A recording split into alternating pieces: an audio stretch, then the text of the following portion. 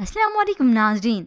Drama serial तरक वफा के नेक्स्ट एपिसोड में आप देखेंगे सप्तैन जिसने अपनी बड़ी बहन अनीला को आखिरकार बता ही दिया कि वो मरियम से मोहब्बत करता है।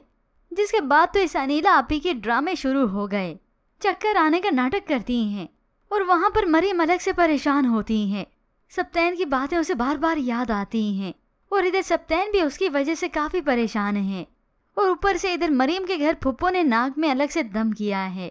दादी को जब ये असल बात मालूम होती है कि सप्तैन ने ही रिश्ता भेजा था तो उन्हें अपनी बेटी पर और भी गुस्सा आता है। उसे चले जाने का कहती हैं और अपने बेटे को भी कह दिया कि इसे कहो कि यहाँ से चली जाए। मगर ये फुप्पो तो एक नया महाज खड़ा कर देती है। वो तो अपना हिस्सा मांग लेती हैं। मैं ऐसे तो इस घर से नहीं जाऊंगी। ये सुनकर तो सभी के मुंह लटक जाते हैं कि अब क्या होगा। माँ जाकर फिर मरियम को भी बताती हैं। वो भी परेशान है कि अब इनकी खातिर क्या हम अपना घर बेचेंगे और वालिद के पास भी इतनी रकम नहीं कि उन्हें नकद दे सकें। मगर इधर बहनों को जैसे मालूम हुआ कि सप्तैन मरियम से मोहब्बत करता है, जिस लड़की के घर पर रिश्ता लेकर गए थे वही वो लड़की है। बड़ी बहन जिसने सजीला को फोन करके बातें सुनाई थी कि हमारे घर के मामलात में मत पड़ो, तो आज यही अनीला उस बहन को बुला लेती है और उसे ये सारी हकीकत बता दी। सिप्ते ने कह दिया है कि वो शादी करेगा उससे, वरना कभी शादी नहीं करेगा। ये सुनकर सजीला हक्की बक्की रह जाती है और सारा इल्जाम देती है अपनी इसी आपी को। वही सजीला जो कि इस रिश्ते के सबसे ज्यादा हक में थी। तुम्हारी आंख के नीचे हो रहा था ये सारा आंख मटका, तो कुछ भी ना कर सकी। जब मैं कह रही थी कि नौशीन से शादी कर दो तो नहीं की। यूँ कहें अब सप्तैन को मरियम से दूर करने के लिए दोनों बहनें एक साथ हो गईं। सजीला तो कह देती है अनीला से, अगर मरियम इस घर में आ गई ना आपी तो हम दोनों का रहना मुश्किल कर देगी। मगर इस आपी को तो पता है कि इस मामले को फिर से मैंने कैसे हैंडल करना है।